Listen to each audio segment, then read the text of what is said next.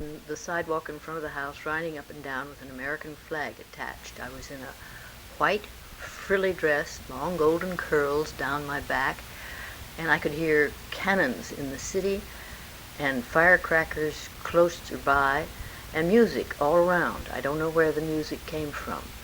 We lived in a very simple house outside the city, but not far. It was 21 Dartford Avenue.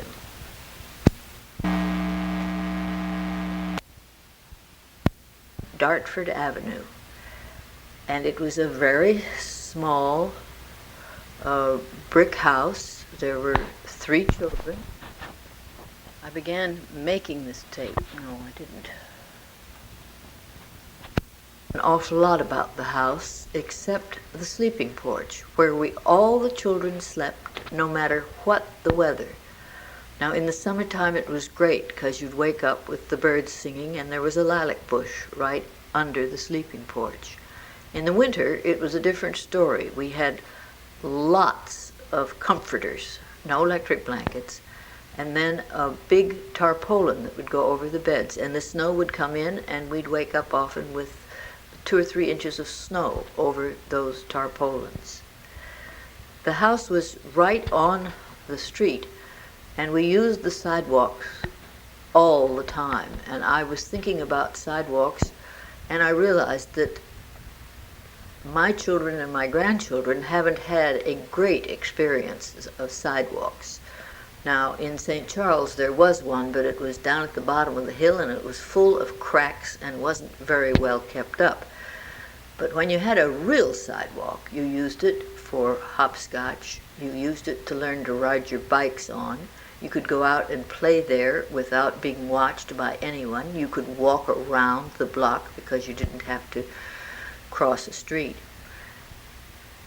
And I remember playing kick the can in the backyard, and I don't remember an awful lot about what happened in that house, except that at one point my nurse decided that she had to leave. She was going to get married, and I loved her dearly. I don't remember her name. I think it was Meta, but she had a wedding dress which was hanging in her closet. And I knew that she was going to wear that as a bride. And I took a pair of scissors and went upstairs and cut that dress up into as small pieces as I possibly could. Well, of course, you can imagine the furor that followed that little act. And my father came home, and for the first time he spanked me, and he spanked me hard, and I cried. Then he wrapped me in a great big Indian blanket that we had that was all red and orange and green, a real Indian blanket, finely woven, sat me on his lap, and he was crying too, and that is a very strong memory. When I finished that last part, I turned the machine off and went to look up something that I had read in the last week that the stories that I've been telling you made me think of. And I brought it back, and believe me, I am not going to quote Proust to you again, but this time it is very apropos. He said, "The essences of our most acute experiences are stored as if in a jar, and whenever we take down the jar and remove the lid, we instantly become whatever we were when the essence was distilled." Well, talking to you about when I was 2, 3, 4, 5 years old has made me remember things that must have been stored in my jar. For instance, I can hear the sound of the milkman coming up early in the morning. He delivered the milk underneath our sleeping porch, and it was delivered in racks, and the bottles were in the racks, and they rattled. And then I can hear the iceman coming down the street in a horse-drawn cart, calling that the ice was on its way, and we would run out and brush sawdust from the ice and chip off pieces, and oh, it was so delicious. I'm not sure when we got a refrigerator. It must have been early on, but the iceman would always stop and put some extra ice in a old-fashioned type ice box. I went to community school for about the first grade on. It was a progressive school. Now that was something very new. There wasn't a lot of discipline, and we did very exciting, out-of-the-way things, and we were the talk of the rest of the town, the city, because we didn't have to learn how to spell and grammar and such things. But I think the experiences that I had there that I remember are all in the later years. One thing that we did that was very exciting to me was make a huge table-like exhibit of a medieval city with all the castles and the banners and the turrets and the moats and little figures running around, King Arthur type days.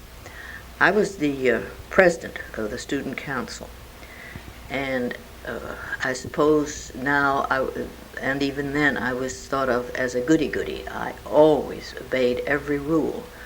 But one day, we were playing baseball, and I was in left field, softball, I don't know, soft hardball. I was in left field, way out, and I was feeling just fine. It was early spring, and I was singing at the top of my lungs a song that was very much on the hit parade of those days.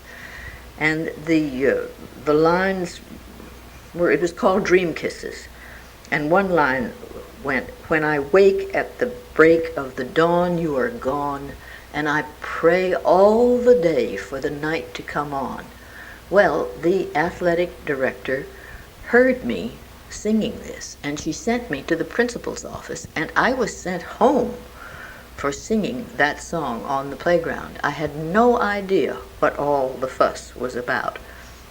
I had 2 or 3 teachers there that I remember so well, Miss Ferris and Miss Stout. And when I got to Castine years and years later, one of the first houses that I saw was known as the Stout Cottage. And Miss Stout used to spend her summers here in Castine in what is now known as the Stuckey House. I never knew my grandfather, Oliver. He was Fielding Oliver, my father's father. But he owned a company called the Oliver Electric Company, which I think it made parts for railroad engines. In 1928, 7 or 8, he died, and my father sold the Oliver Electric Company for a very, very good price. And with that money, he bought a Cadillac dealership in St. Louis and Missouri and Illinois. And he bought a building outside of St. Louis where he had his showroom.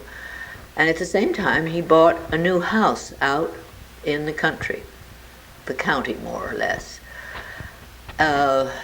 And at the same time, we decided that the whole family got together and we decided we were going to rent a yacht and cruise the coast of Maine. My father loved sailing. I don't think the rest of us knew anything about it. And we got to New York. We were all packed, ready to go yachting. And we got to New York City and went down to the waterfront and got into a little powerboat and went out to inspect the yacht. Well, it was the most awful, terrible, badly kept piece of junk that you ever saw. The crew was they were a mess. The captain had no more idea what he was doing than the man in the moon, so my father said, "No, sir, we're not going to do that." And we went back to the hotel with the whole summer in front of us, and suddenly, I don't know whether it was my mother or my father, "Let's go to Europe." Well, the wheels began to turn, and we booked passage on a boat called Franconia. It was a small one. We rushed through passports. I don't know how that was done, because I think we got them within 2 days. We had to buy a few clothes, but not many, because of course we were mostly set to go on the water as yachtsmen, not traveling in Europe. We had with us was my grandmother, Oliver, called Nana, and a nurse called Talitha Ritterbush. She was an absolutely beautiful blonde woman, and we all adored her. And coming with us too was a man called George Brownlee, was sort of a hanger-on of the family. He came to lunch every Sunday and just was always there. I don't have no idea whatever happened to him, but he was certainly there then. And when he came to New York, we were sitting in the sitting room of our hotel suite, and we said, we can't go on the yacht, it's too terrible. And his face fell, and we said, but we're going to Europe. And he said, well, can I come too? So of course he could come too. So there we were. Our party consisted of mother and father, grandmother, hanger-on George Brownlee, nurse, and 4 children. Anne was about 14. I was 12. Guy was 10. And Sissy must have been about 6. And I don't remember much about the trip over, except the famous story that we all think we remember, whether we really did or not, was that halfway over, Talitha began feeling very badly. And first we just thought she was seasick, and then it became apparent that she was really sick.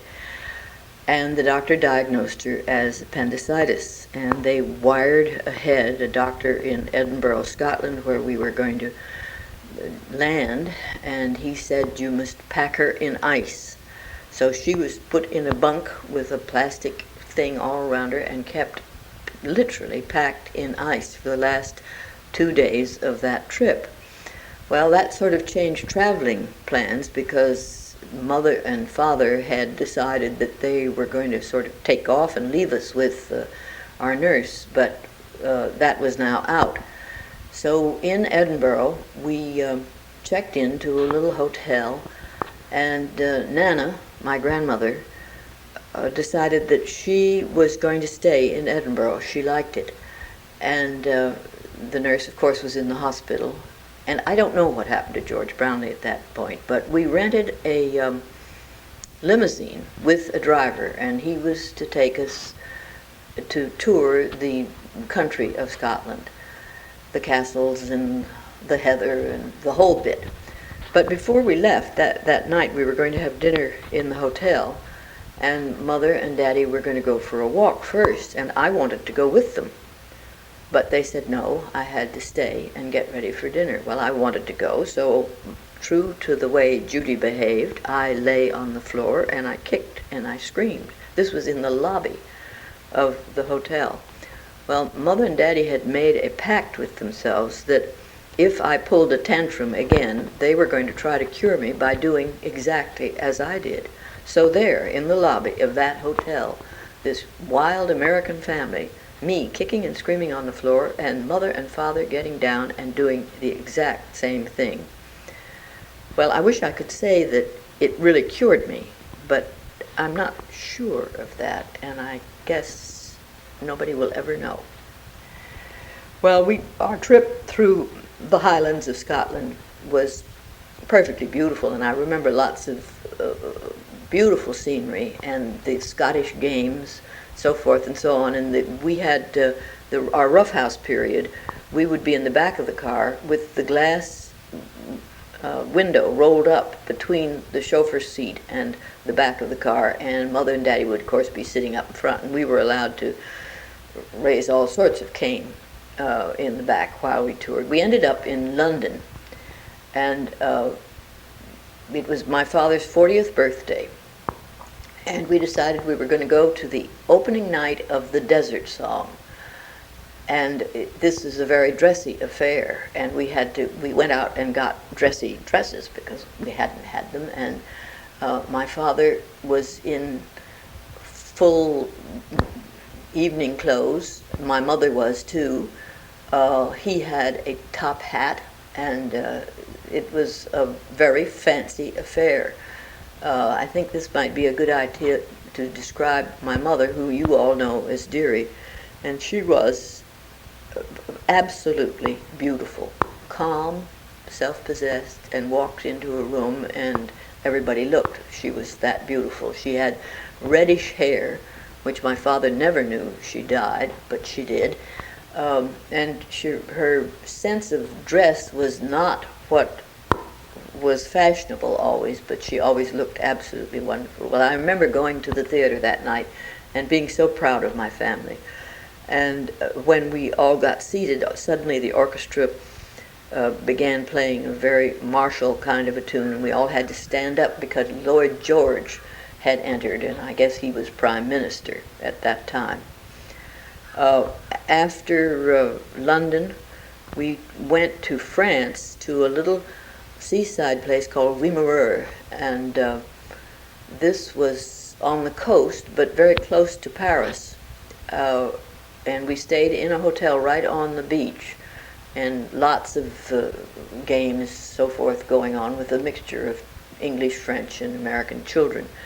My mother would go up to Paris to buy Paris clothes, the designer shows, and then she'd have to go up for fittings, and she would take one of us each time. And we stayed in a hotel on the Rue de l'Université, which I found when I went to Paris with Betty Gaillard years later. But I can remember thinking of the effort that Mother was putting into buying these fancy clothes, and lots of tea gowns with flowing chiffon scarves and sleeves trimmed with furs and pearls. And I thought to myself, why does she want all this stuff? She's an old lady. And I think she was all of about 38 at the time. While we were in Paris, we were allowed each to pick out something that we wanted to take home with us. And my sister Anne picked out an insect net. She was crazy about collecting butterflies and insects. And this net had a pole on it that was every bit of 10 feet long. But it was something that she was bound and determined she was going to have, and she'd never seen one like it. I went to the bird market and found a little traveling bird cage made out of wicker, and in it were two bec de corail, which are sort of a little finch, and they were beautiful, and that was my choice. So I don't know what Leah and Guy picked out, but by the time we got all our luggage together and all our Paris presents that we were taking home, the man at the hotel said, "You don't need a taxi, you need an omnibus," and that's what they called to get us to the boat. The boat was the Ile-de-France, and we couldn't, we were late in booking anything, so we had to have second class for the children, and Mother and Daddy were in first class. And my sister and I were in a bunk room, and I was in the top bunk, and she was in the lower bunk. This was Anne. And when I decided I wanted to get up and she didn't want me to, she would take her hairbrush and hit my legs as hard as she possibly could, and it drew blood and left marks. And one of the nurses on the boat saw me and said that I had measles. And so we were quarantined for 3 or 4 days until they realized what it was. I don't remember an awful lot about the trip over, except the boat was huge, and I can remember the water in the swimming pool swishing from side to side. Well, we got home, and shortly after that, or before that, I don't remember, we moved into our new house, which was very exciting because it was big, it was out in the country, we had 3 acres of woods in the back, and it was unfinished when we bought it. So we must have spent some time on Dartford Avenue first while it was being finished, but it was one of the first houses that I knew about that had an electric dishwasher. It had a butler's pantry, and in the pantry was this electric dishwasher. And the way it worked was this big basket went around and around, and the dishes were in that, and it would spin the dishes. And the breakage was a little bit more than it should have been. But the house, we lived there for, well, I was married from that house, and that it had many, many memories. And it was only about 4 blocks, and there weren't any blocks, it was just a country road, down to the school that we all ended up going to, which was another progressive educational school. Now that I've gotten into the swing of this, I think I should go even further back and tell you about my grandparents. My mother's mother and father were known as Nana and Dad. They were Mr. and Mrs. John C. Van Riper. Her name was Anna, and we called her Nana. She was a very fierce person, very tall, and she did some weird things. She lived with her husband and 4 children in Sedalia, Missouri, which was a very small town. Her husband, Mr. Van Riper, as he was known, was the boss of the biggest and only bank in Sedalia. He should have been very dignified and very solemn, but he wasn't. He was easygoing, laughed a lot, and believe it or not, his favorite thing was to go bear hunting. I have a picture of him with his great Mexican hat on and the funny sort of belt that they had hanging around their shoulders with cartridges in it, and a great big gun and a horse, and he was set to go. He found it very hard to find time to do the things he should around the house, and it was a big farm quite far out in the country, and there was lots and lots to do. And one day Nana got very upset because things were not being done, so she decided she was going to teach Mr. Van a lesson. She hitched the big black horse to a buggy. She caught 10 white chickens and put them in a basket with a top on it.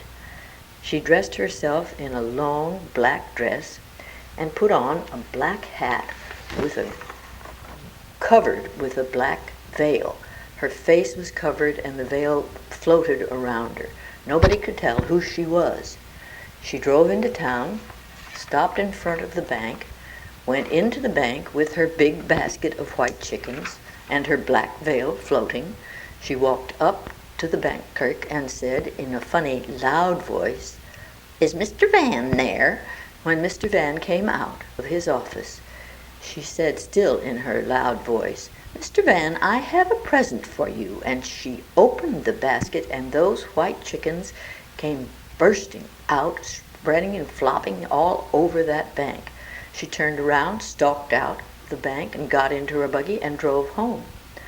I don't really know what chickens had to do with getting things done around the house, but the story goes that Mr. Van came home that afternoon, went right to work, got everything done, and not a word was said. The children were 1 daughter and 4 sons. It was Dearie, who was Leah. The youngest was John. No, the youngest was George, and then John, and then Walker, who was called Brub. And those 3 boys were sheer devils. They did the most awful things to their sister that you can imagine. I think the worst thing was that they got fascinated with the story of Joan of Arc, and they decided they were going to tie her to the stake and burn her alive.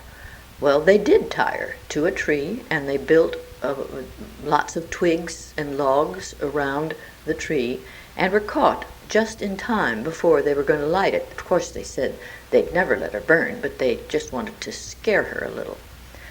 When it came time for them to move to St. Louis, they put their house up for sale, and a man whom they'd known in town bought it. The kids didn't want to move anyway, and they hated the thought even more that this Mr. Brown was going to move into their house. Well, the house was emptied And they stayed with neighbors while they were doing this, so the kids were in and out all the time. And it was freshly painted. And then the night before the children were moved to St. Louis, they went in and with great black painted brushes, they put all over the insides of the closet very rude messages to Mr. Brown. I don't know how that problem was resolved either. I do know that after they got to St. Louis, dearie, Leah, was enrolled in the public schools. And the first day she came home and she said to her mother that she had seen a very strange sight. The little girl in front of her had tight braids, but there were sort of bugs walking up and down the back of her neck into her head. Well, Nana threw a complete fit and said that child is not going back to that school, and they enrolled her in a private school called Mary Institute. Now, on the other side of my family were Drammy and my grandfather that I never knew, or don't remember knowing him. They were Mr. and Mrs. Fielding Oliver. She was Anne, and he was Fielding. And they had 3 children.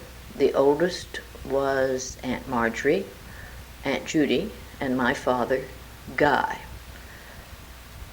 I don't know where they lived. I don't know what he did, except he did start the Oliver Electric Company, which was most successful. Drammy was beloved by everyone. She didn't do anything. I don't know why everybody loved her so. She could knit a little bit, and she could sew. She wasn't a conversationalist. She wasn't particularly smart, but everybody simply adored her and took care of her. Drammy's 3 children were the ones that took care of her, and they did it with great joy. They were my father Guy, the youngest, and Aunt Judy, and Aunt Marjorie. Aunt Marjorie married Stephen Reynolds, who was in the cavalry, the regular army. And at one point, they lived in Front Royal, Virginia. He was the commander of the post, and they asked me down there one summer. I must have been 13, 14 years old. Maybe it was before we went to Europe, but I don't think so. But anyway, that's where I fell in love with horses, and there's no doubt about that. Every morning at this remount station, a young soldier would bring a horse up for me to ride, and first I was riding in a circle, in a fence, whatever they call that, and then I was allowed to go out into the countryside, and it was a glorious time, and I was treated like a little princess, which really wasn't very good for me. I'll have to admit that. Later, they were moved to, the Reynolds were moved to Hawaii. The Philippines, not Hawaii, the Philippines. They had 2 small children, so it wasn't later, this was before they were in Front Royal. They were sent to the Philippines, and there the 2 children were put in school. They were very young, and to look after the children, they hired a Filipino man named Victor Colonia, and Victor turned out to be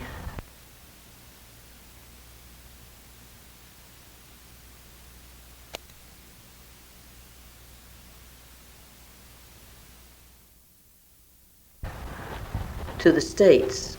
Victor came to them and said he wanted to come with them. Well, they said that they could not afford to take somebody as just to look after the boys, and if Victor would learn to cook, he could come. Well, he applied himself, because did he ever learn to cook? And anyone who ever had the great good fortune to go to a banquet and to sit down to one of Victor's meals will remember it with great pleasure.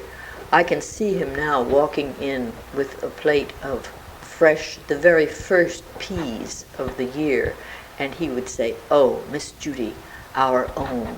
And they tasted like ambrosia. I'm sort of jumping ahead of myself here because the story of Agunquit, it does not begin with Victor. Aunt Judy was with the Red Cross during the First World War, and she came home in a pretty bad state. What she had seen as a Red Cross worker tore her apart, and her family bought her a small piece of property on the river in Agunquit, on Grasshopper Lane. It was just a tiny summer cottage, and she used that for R&R for a long time until she got back into the land of the living and became the treasurer of the Oliver Cadillac Company. And she did that with a vengeance, and we were all scared to death of her. And I think my father was scared of her too, because she was very fierce about what he could and could not spend money on. And I can remember going to their apartment on Lake Avenue in St. Louis, where she lived with Drammy, while she was doing the books at the end of the month. And I wasn't allowed to speak above a whisper. And if she was off 1 penny, there was gloom and doom until she found that penny and balanced those books. She was known to us as the fierce Aunt Judy. Of course, that fierceness diminished as time went on. She began to turn her Agunquit house from a summer cottage into a real home. She was a homemaker in the truest sense of the word. She not only spent time on details, she spent a great deal of time on the feel of the house and making somebody that was visiting absolutely at home, thinking up things for them to do that she knew they were interested in. She became a gardener that is the envy of my life. Her little garden was a big garden, almost as big as my living room here in Castine, but her garden was surrounded by a picket fence, and that metal bird that I have sat on the arch above the gate into the garden. And it was a place of magic, because at all times of year, even in the wintertime, there was something very attractive about it. Victor, from being a wonderful cook, turned into a wonderful gardener. But his place was the vegetable garden, and he guarded it with his life and brought forth miracles out of that garden. I suppose Aunt Judy's favorite time, well, maybe it was summer when she had company and lunches out on the terrace or down in a little stone round and round place that she called the squirrel cage, or taking a canoe across the river and climbing over the dunes to the ocean. Maybe that was her favorite time, but I kind of think that Christmas really was. Her house at Christmas was fairyland.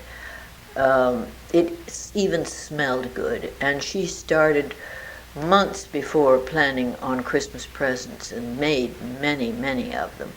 Her wrappings were always perfection. The tree was perfection. It was just a wonderful place to be. You might guess from this that I liked her. She was one of my favorite guests. And when she would come to visit, and I was maybe living in a house that she hadn't seen before, I think she could only stand it for about 15 minutes before she would say, "Come on, Judy, let's move furniture." And we would move furniture, and it would always be better than it was when she got there. My father loved her, and she loved him. They were very, very close, even though they fought like cats and dogs in the business world, where she tried to keep him under her thumb. They saw eye to eye on many things and enjoyed each other's company. He was a hail fellow, well-met kind of a person, popular with everybody. He was a golf champion and a tennis champion, a state, Missouri and Illinois too, I think. It was the Mississippi Valley Championship. He had the golf and the tennis championship all in the same year. He smoked cigars from early morning till late at night, which it didn't bother me, but it did a lot of people. He could sell icebergs to Eskimos, and he was very successful in the Cadillac business and thoroughly enjoyed the luxury of the 16-cylinder Cadillac, the fancy limousine, and taking people out in it to show them how wonderful it was. And he would drive, he often put me in the back seat of a car with my ear down on the floor, saying, now you listen and tell me where that rattle or that squeak is. And we would go round and round until he found it, and then he would take it into the shop and it would be fixed. Strangely enough, I never really knew anything about Daddy's grandparents. They just were never spoken of. There was life in Warrenton, Virginia, which I'll talk to you a little bit about, but I don't know anything about them. His parents were James Keith and Eugenia Payne.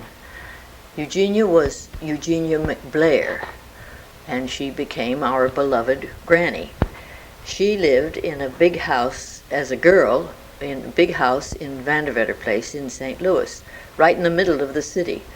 Now in those days there was no electricity, no air conditioning, and St. Louis is very, very hot.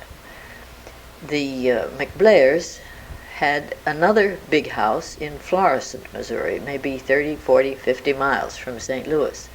So come the end of May, everything that they owned would be packed in. The house in Vandervetter Place would be emptied into 2 or 3 horse-drawn carts, and they would move to Florissant. Then in September, when school started and it had cooled down a little bit, everything would be packed up in Florissant into the carts, and it would be taken back into the city. I don't know much about their life there. When I first knew them, they were having a very hard time. Mr. Payne, who was known to his friends as Kibo, had injured a nerve in his hand and shoulder, and it was terribly painful, and there didn't seem to be anything that could be done about it. He would have agonizing attacks. Granny had to go to work, and she did it with great energy. She never complained. Mr. Payne's family came from Warrenton, Virginia, as I said, and they all felt about Warrenton the way our family feels about Castine. After Mr. Payne died, Granny and Nancy lived together. Granny would come to visit us, smoking her cigarettes, playing bridge with her friends, loving her grandchildren, and never complaining. I don't know much about their family history, but it's all right there in a book called The Paynes of Virginia, written by Mr. Payne's brother. This makes me realize that I don't know much about my family history, my grandparents, I mean, except that Deary's family, there was a John Sobieski way back in Polish history. She was christened as Leah Mildred Zabriskie van Riper. Sobieski, John Sobieski's name, was changed to Zabriskie when they came to America. Her mother's maiden name was Prather, and I think the Zabriskie came from that part of the family. My growing up years on Price Road were exciting and energetic. We had no sidewalks there, but we did have the woods behind the house, and beyond that a field. And we had families within a half-mile radius that produced many, many children who were our friends. The weekends were often taken up by big family parties, paper chases in the woods that extended for, it seemed to me, miles and miles of one team throwing paper and the other team chasing them to and see who could get to the goal first, and then there would always be refreshments at the end of that. Our Christmas parties were often outside, going around to neighbors and caroling, such as anybody else would have. I was in John Burroughs School at the time, which was a very exciting place to be. I went in many, many directions. My favorite things were so varied. There was the art department, the drama department, geometry. I adored geometry. The science, the athletics, the school goings on, such as parties and before and after football games, that sort of thing, and student government. I don't know how I managed to get good grades, but they were fairly good, I must say. I think I went in on the coattails of my sister, Anne, who was very smart, and teachers thought that I would probably be just as smart as she was, and I think my grades were a little bit improved because of that. My father built me a log cabin down in the woods at the end of a wide path from the house. It was one room, beautifully built. I would say it was about 18 feet by 20 feet, with a bay window on the back side of it that looked down through the woods to a stream. It had a beautiful big fireplace and hearth at one end, and not much furniture built in. We seemed to use mostly big pillows and casts off from the house. It didn't have electricity at first at all, but we had kerosene lamps down there, and I did some cooking with my friends, camp out kind of cooking, and it was a meeting place for all of us. We loved it. It was my cabin, and I had to be asked if my brothers and sisters wanted to use it. I don't know how I got away with that, but I did. Along about the time, well, I was 15 years old, it was announced that my mother was going to have a baby. And you can imagine the amazement in my family and my friends that this was so. She wasn't very well as she became more and more pregnant. And I was told that I could get an early driver's license so that I would be able to drive her wherever she went. Well, this was pure heaven to me, because they were very strict about not letting you drive until you were 16. But she had a beautiful Cadillac convertible, pale green, a mossy green, and she loved to have the top down, and I loved to drive her anywhere that she wanted to go. After the baby was born, and he was Johnny, a lovely child, mother was still very weak, so I sort of stepped in and took over from the nurse. And I can remember taking really a great portion of the care of him. And I loved that little baby. He had golden curls all over his head. I can't believe this, but we called him Sugar for the first 2 or 3 years of his life. I don't know, but what my experience of taking care of a small child like that might have had something to do with the fact that I could hardly wait to get married and have children of my own. I must say, years later, when I sat in a hospital in Stanford, California, with this same brother, Johnny, dying, we thought, holding his hand and looking at his face. He was about 40 years old, I think. A great beard, his gaunt face, and I remembered that gorgeous little baby. It was a time that I look back on with great emotion. About this time, when I was 15, boys entered my life. So I had not only a baby brother at home, but boys at school. The first high heels, silk stockings, and dances began to come into my life. On Sunday afternoon, it was calling time. The girls stayed home, and the boys went from one house to another in droves. Would stop for an hour or so and eat you out of house and home, and then go on to the next one. And if you had a special friend, he would probably stay for the whole afternoon. And Monday morning was always a review of who had come and who had stayed at whose house. When I was 16 or 17, a friend brought a new young man to call. He was an older man, and this was Brooke Payne. He had been a freshman at Princeton and had to leave and go to work for financial reasons. And this was the start of a long courtship, it seemed to me. We had the fortnightly for dances.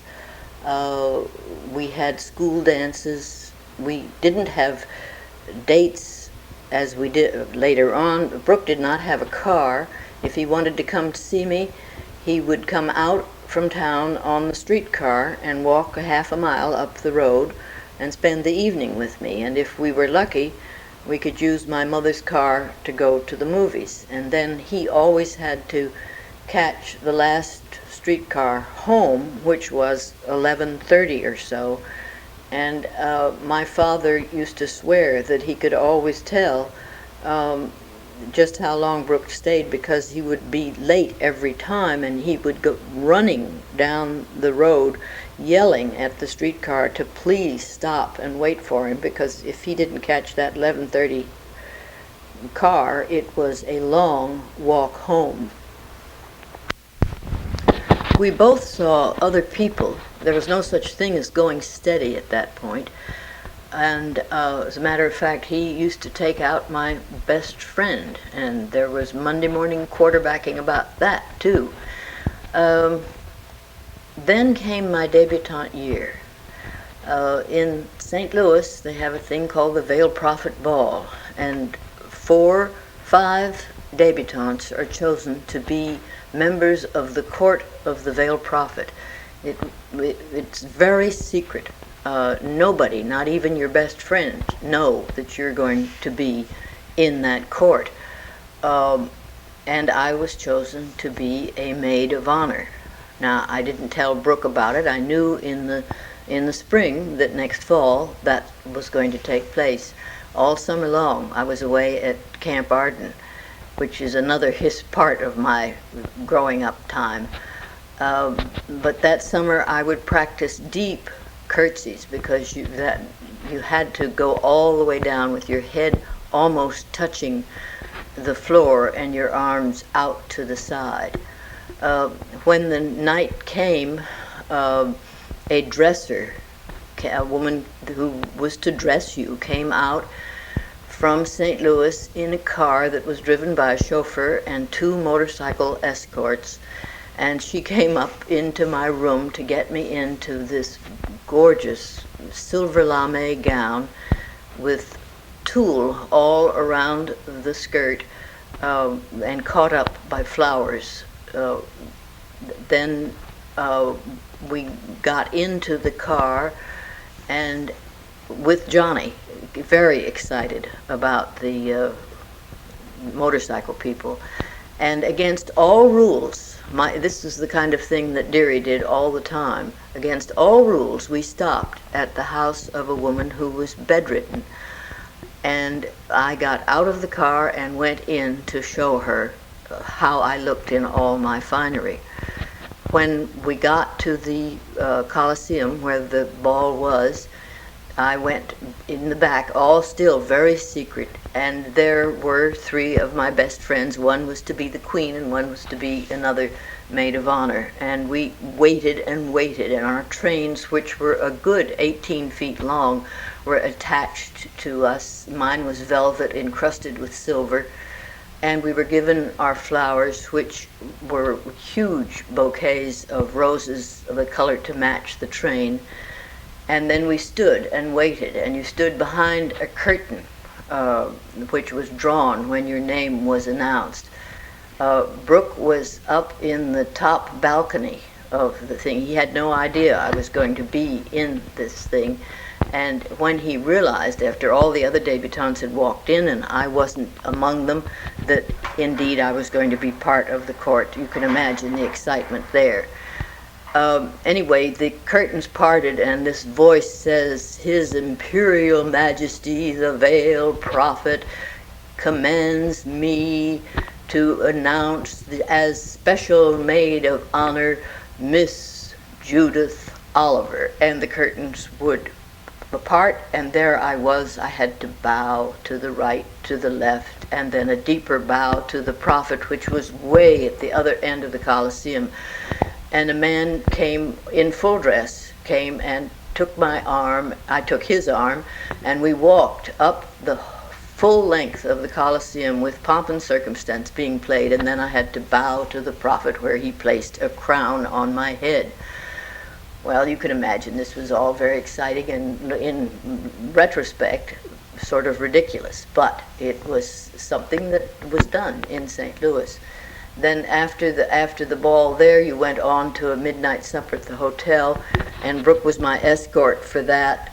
And after the dinner was over, the supper, it was wee hours of the morning, and we started home, and we decided we'd stop at his house and show his mother and father me in all my glory, which we did. Poor Granny had to get up with curlers in her hair and see this apparition. It's something like 3 or 4 o'clock in the morning. That was a whirlwind winter. We had parties every weekend. During the season from Thanksgiving through New Year's, there were the balls that were incredible dances with decoration, catering, and music that came from New York. There was Jan Garber, Eddie Duchin, and you had a different man date for every party, and when you got there you had a program, and your program had a dance with you had a different partner for every dance. And I think 16 or 17 ball gowns, a white fur evening jacket, a black velvet evening jacket, long white gloves, evening purses, shoes to match each dress. It's something I can't believe as I look back on it. Brooke and I were married in December of 1936 in the St. Louis Cathedral. We were married by Bishop Scarlett, who was a family friend, later to become my stepfather. And we went on a 3-day honeymoon to Chicago. We both had jobs, so we had to get back to St. Louis. We settled into an apartment on Lake Avenue, which was not far from where Aunt Judy and Drammy lived. I had a wonderful time decorating that apartment, and Mr. Payne was a marvelous help to me. When he was feeling all right, he was a marvelous carpenter, and he built corner cabinets and did renovations to that apartment. As I look back on those years, what comes through so clearly was the sense of family, the gaiety of my father, the crazy jokes of my brother Guy, our family picnics, always one on New Year's Day, in snow or sleet or cold. I can remember one under a bridge to protect us from the sleet. These picnics were mostly Deary's idea. She was intensely interested in nature and I think she instilled in all of us a curiosity about what was going on around us. There were many, many animals in our lives, more on Price Road than on Dartford Avenue. Always a dog, tropical fish, my father's. Guy had bees, and at one point raccoons. I had birds. Anne had her insect collection, which took up a great deal of time and space, and the whole family was really interested in that. And I can remember going out with butterfly nets and going through the meadows with those nets and coming home with great prizes. Our early summers were usually spent near the water. A few years in Fish Creek on Lake Michigan, one on a small island in Canada called Minnekog. I think that's where I met my first sailboat.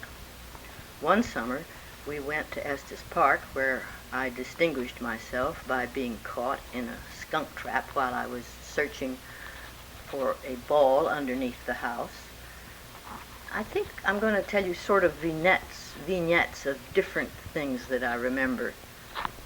On Dartford Avenue, we had a lamplighter, gas street lamps, and at dusk, the lamplighter would come with a long pole and light each lamp.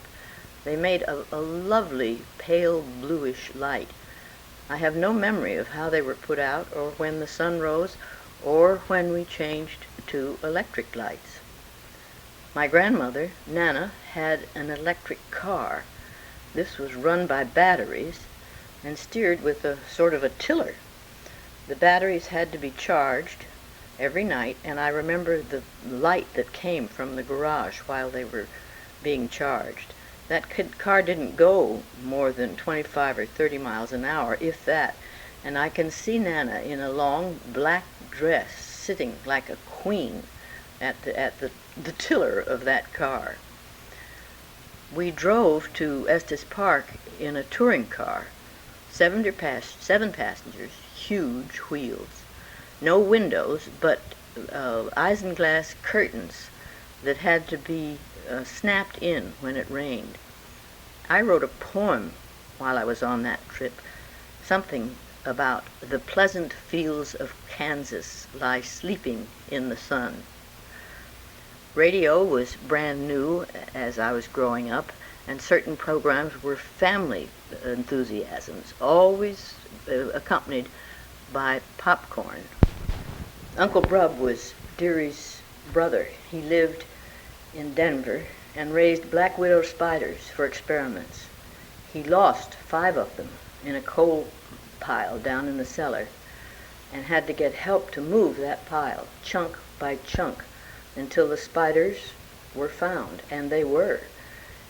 He was also an authority on hummingbirds, and he firmly believed in UFOs, as did Deary. She followed every book that was published on unidentified flying objects, and she was convinced that indeed someday we would find little men running around our countryside.